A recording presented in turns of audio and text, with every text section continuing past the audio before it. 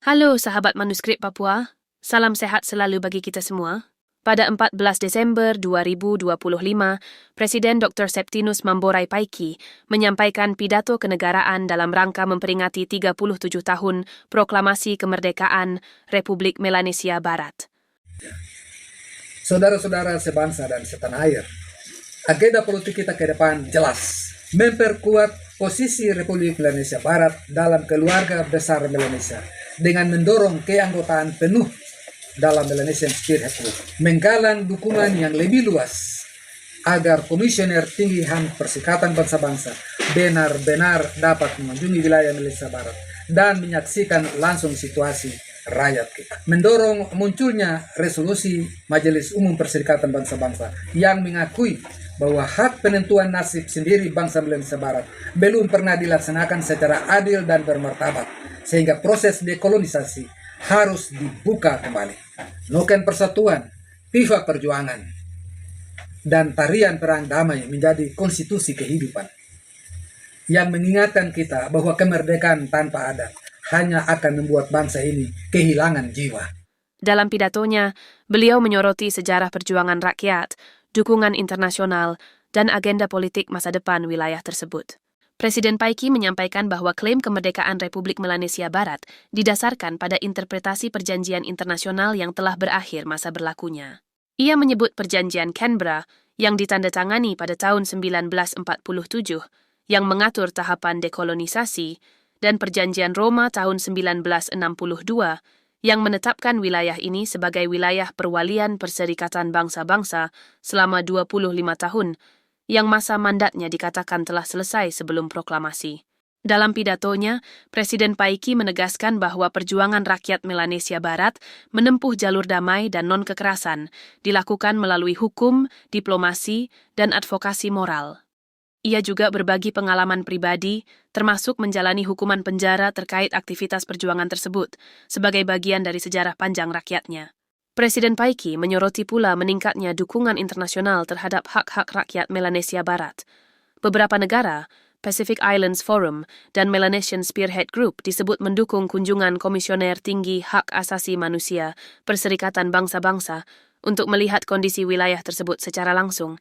Di bagian akhir pidatonya, Presiden Paiki menekankan fokus masa depan Republik Melanesia Barat, termasuk mendorong keanggotaan penuh di Melanesian Spearhead Group, memfasilitasi kunjungan Komisioner Tinggi HAM PBB, dan mendorong Majelis Umum PBB meninjau kembali proses penentuan nasib sendiri yang menurut pidatonya belum sepenuhnya dilaksanakan. Pidato ini mencerminkan perjalanan sejarah, aspirasi, dan strategi diplomasi yang disampaikan oleh Presiden Dr. Septinus Mamborai Paiki dengan menekankan jalan damai dan dukungan internasional sebagai inti perjuangan Republik Melanesia Barat. Pidato kenegaraan dalam rangka hari ulang tahun ke-37 Proklamasi Kemerdekaan Republik Melanesia Barat. Salam sejahtera bagi kita semua. Yang terhormat para tokoh adat dan agama, para pemimpin politik, para pejuang kemerdekaan, para pemuda, pemudi, dan seluruh rakyat Republik Melanesia Barat yang dikasihi oleh Tuhan Yesus Kristus. Hari ini, tanggal 14 Desember tahun 2025, kita memperingati 37 tahun Proklamasi Kemerdekaan Republik Melanesia Barat. Tanggal 14 Desember 1988, 14 Desember 2025. 37 tahun yang lalu, di tanah ini, bangsa Melanesia Barat menyatakan dengan tegas kepada dunia bahwa kita adalah bangsa yang berhak merdeka, berdaulat, dan diakui di antara bangsa-bangsa lain. Proklamasi itu lahir bukan dari emosi sesaat, tetapi dari perhitungan yang matang. Direncanakan selama kurang lebih 20 tahun. Atas berakhirnya seluruh payung hukum internasional yang selama puluhan tahun secara normatif mengatur tentang status politik wilayah Melanesia Barat. Dasar hukum internasional, Proklamasi Kemerdekaan Republik Melanesia Barat Antara lain, Bapak Ibu Saudara sebangsa dan setanah air yang terkasih. Saya hendak mulai pidato ini dengan dasar hukum internasional proklamasi 14 Desember 1988 itu. Status politik Indonesia Barat tidak muncul dari ruang kosong. Sejak awal wilayah ini diikat oleh serangkaian perjanjian internasional yang secara eksplisit mengatur kedudukan kita. Pertama, Perjanjian Canberra tanggal 6 Februari tahun 1947 oleh 6 negara, Amerika Serikat, Australia, New Zealand, Inggris, Belanda, dan Perancis. Isi perjanjian Canberra secara garis besarnya kira-kira seperti ini. Keenam negara harus melaksanakan pembangunan ekonomi dan sosial bagi 3 rumpun suku bangsa yang mendiami kawasan Pasifik Selatan. Jadi dalam hal ini sesungguhnya proses dekolonisasi sudah dimulai. Pemerintah Belanda sendiri mengumumkan dalam Government Blad nomor 46 tahun 1950 bahwa nanti pada tahun 1957 Belanda akan mengumumkan tentang akan diberikannya kemerdekaan kepada rakyat atau bangsa Melanesia Barat, wilayah jajahan Belanda pada tanggal 1 Desember tahun 1970 berdasarkan jadwal perjanjian Canberra bahwa pemberian kemerdekaan dimulai dari Melanesia Barat, wilayah jajahan Belanda pada tanggal 1 Desember tahun 1970, kemudian PNJ pada tahun 1975, Solomon Island pada tahun 1978, Fiji pada tahun 1979, dan Vanuatu pada tahun 1980, dan Kanaki pada tahun 1988. Kemerdekaan Melanesia Barat jajahan Belanda tertunda sampai pada hari ini karena pemberontakan Indonesia melawan Belanda sampai kepada campur tangan Amerika dan seterusnya. Sejarah yang hampir sama dengan Kanaki hingga sekarang ini belum mendapatkan kemerdekaan mereka. Sedangkan PNJ, Solomon Island, Fiji, dan Vanuatu semuanya sudah mendapatkan kemerdekaan mereka sesuai dengan jadwal perjanjian Canberra itu. Yang kedua, dalam rangka melaksanakan perjanjian Canberra itu, maka dibentuklah yang namanya South Pacific Commission yang bertugas melaksanakan perintah perjanjian Canberra dan berkedudukan di Canberra, Australia. Kita melangkah lebih lanjut. Kedua, perjanjian New York atau New York Agreement tahun 1962 hanya berlaku secara efektif 5 tahun sejak tanggal 1 Mei 1964 hingga pelaksanaan Act of Free Choice tahun 1969 yang oleh bangsa kita dikenal syarat rekayasa dan tidak mencerminkan kehendak bebas rakyat Melanesia Barat. Namun untuk menjaga hak kemerdekaan bangsa Melanesia Barat tetap terlindungi, maka oleh protes beberapa negara tertentu sehingga lahirlah perjanjian Roma tanggal 30 September 1962. Hanya selang 1 bulan saja kemudian. Yang menetapkan wilayah Melanesia Barat sebagai the Trustee Area atau the Trustee Territory of Indonesia for 25 years, di mana Indonesia hanya sebagai mandataris Perserikatan Bangsa-Bangsa untuk mempersiapkan kemerdekaan bangsa Melanesia Barat.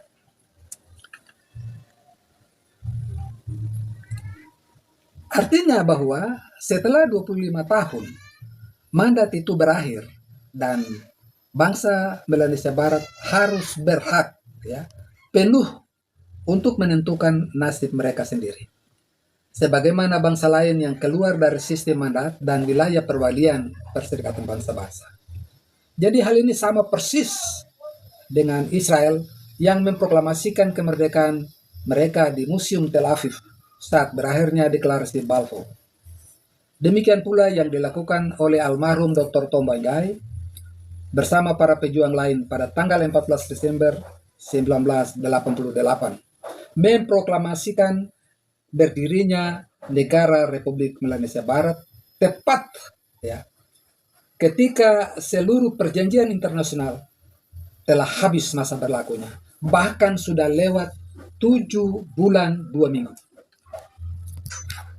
Warisan Dr. Tom dan Jalan Damai. Almarhum Dr. Tom Wainggai bukan hanya seorang intelektual, tetapi juga bapak gerakan non-kekerasan bangsa Melanesia Barat. Beliau mengajarkan bahwa kasus Melanesia Barat tidak sama dengan kasus bangsa-bangsa lain di dunia ini.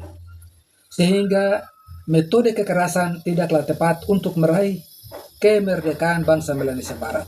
Bahkan jalan kekerasan yang hanya akan melahirkan penderitaan baru dan lingkaran balas dendam tanpa akhir. Jalan yang beliau tunjukkan kepada kita adalah jalan damai, jalan yang bermartabat, dan jalan hukum internasional. Jalan yang menghormati harkat dan martabat manusia Melanesia sekaligus prinsip kemanusiaan universal. Dr. Tom Wainggai pernah berucap atau berkata begini, "Saya hidup, kita merdeka. Dan sekalipun saya mati nanti, kita pasti merdeka dengan apa yang sudah saya kerjakan ini. Karena dasar yang saya bangun ini sudah amat sangat kuat." Dalam semangat yang sama dengan Mahatma Gandhi, Dr. Martin Luther King Jr., dan Nelson Mandela, Dr. Tom meyakini bahwa non-violent struggle adalah satu-satunya cara menuju keadilan yang langgeng. Proklamasi 14 Desember 1988 menjadi penegasan bahwa bangsa Melanesia Barat memilih perlawanan damai, menggunakan argumen hukum diplomasi dan moral, bukan senjata dan kebencian. Ya. Saudara-saudara sebangsa dan setanah air, perjuangan damai yang kita pilih bukan tanpa harga. Ya. Setelah proklamasi 14 Desember 1988, bukan hanya almarhum Dr. Tom yang dikorbankan, tetapi juga banyak pejuang lain yang harus merasakan dinginnya jeruji besi. Saya sendiri pertama kali dijatuhi hukuman 16 tahun penjara. Sejak tanggal 13 Desember 1989. Hanya karena berdiri bersama proklamasi kemerdekaan negara Republik Melanesia Barat dan memilih jalan non-kekerasan. Hampir 11 tahun hidup saya habis di penjara. Jauh dari keluarga dan tanah adat. Sampai akhirnya pada tanggal 28 Desember 1999, saya dibebaskan setelah adanya tekanan dari Amnesty Internasional dan jaringan solidaritas internasional yang melihat kasus saya sebagai pelanggaran serius terhadap kebebasan berekspresi dan hak politik. Namun kebebasan itu tidak berlangsung lama. Pada tanggal 1 November tahun 2001, saya kembali ditangkap dengan kasus yang sama, karena keyakinan saya bahwa bangsa Melanesia Barat berhak merdeka melalui jalan damai. Sejak saat itu hingga saat hari ini, sudah lebih dari 25 tahun, saya hidup tanpa vonis yang jelas, tanpa kepastian hukum, dan tanpa perlindungan yang seharusnya diberikan oleh negara kepada setiap warga negaranya.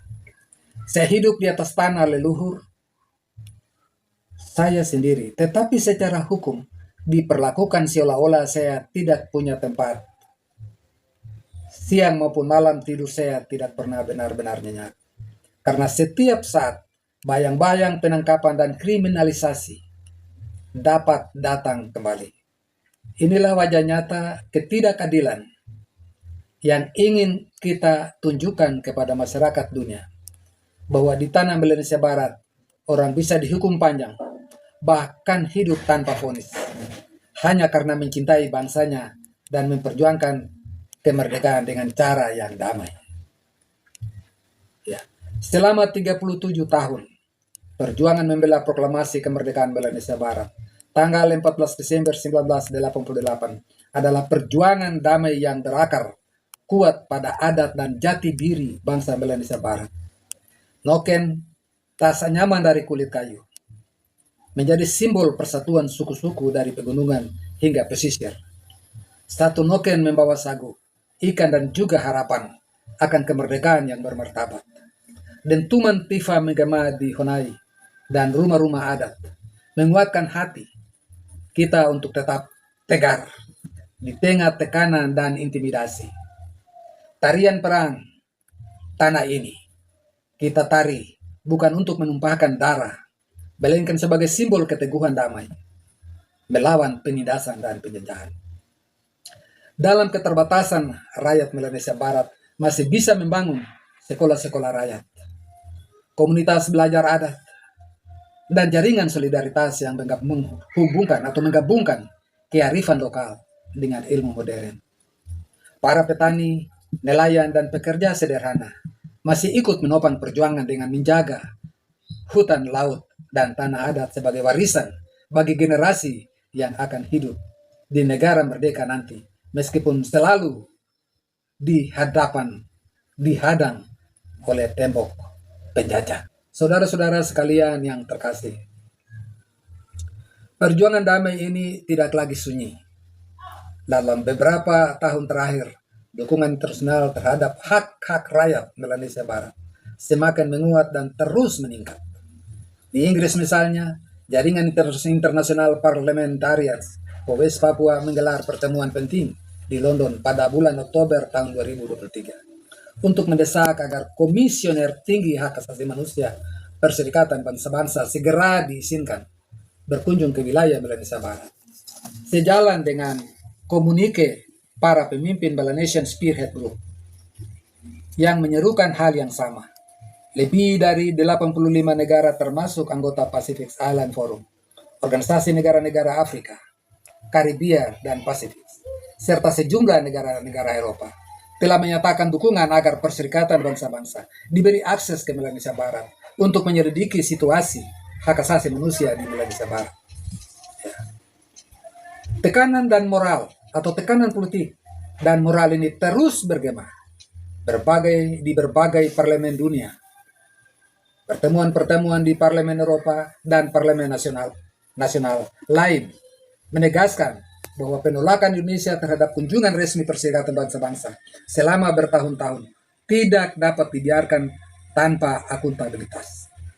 Di kawasan Melanesia sendiri, isu Melanesia Barat telah lama menjadi agenda tetap Melanesia Spearhead Group, sebuah organisasi regional yang sejak awal membawa komitmen dekolonisasi bagi seluruh bangsa Melanesia yang masih berada di bawah kekuasaan kolonial. Tantangan pemuda dan tokoh adat, Bapak Ibu Saudara, namun tantangan yang kita hadapi masih terus menghadang. Penundaan pengakuan kedaulatan menciptakan ketimpangan ekonomi, pelanggaran hak asasi manusia, serta diskriminasi struktural terhadap orang Melanesia Barat di berbagai bidang kehidupan. Isu deforestasi, kerusakan lingkungan, dan tekanan terhadap tanah adat mengancam masa depan generasi yang akan datang. Di garis depan perjuangan damai ini berdiri para pemuda, mahasiswa, dan tokoh adat.